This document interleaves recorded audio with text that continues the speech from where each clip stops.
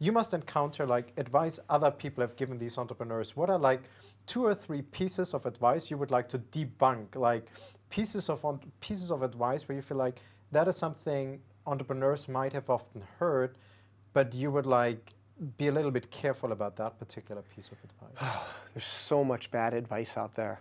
So much bad advice. I could probably go on for a long time. Let me see if I can think of a couple of good ones. Maybe one example is around fundraising. What we like to say is that if you go to another entrepreneur and ask them a question about anything, fundraising or anything else, they have an N of 1. They have their company, whereas we've seen dozens or hundreds, or maybe even as many as 1,000 companies who've run into the same thing.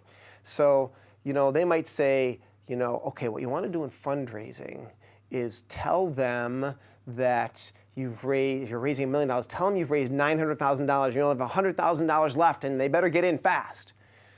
And you'll hear that advice, and it's really bad advice because venture capitalists can sniff that kind of thing out from 1,000,000 miles away, and then they don't trust you because you're so obviously playing a game. Now, the reason this entrepreneur might say that is because maybe they're super good at that and they somehow did it, or they heard about someone doing it. But it's actually terrifically bad advice. Another piece of advice that sometimes is given around fundraising is it really, really, really, really, really matters what your valuation is, or when you're raising on a convertible of some kind, what your valuation cap is. And that's the most important thing. But the right advice is that fundraising isn't victory. And getting the highest cap isn't victory. Building your company is what's most important.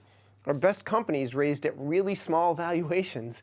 It didn't stop them from becoming multi-billion-dollar companies. That's not what's the most important thing. Let me give you one more example that's not associated with fundraising. So many times it seems to entrepreneurs that the right thing to do is to get the big deal with the big company. And in so many cases, that's exactly the wrong advice and the wrong thing to do. In fact, working with big companies is more often than not the death of a small company. They just work at different scales and speeds. And things change at a big company. And small companies have to put so many resources into solving the needs of the big company that often they're diverted from what they really should be doing, which is getting as many users and learning as much as possible about their product.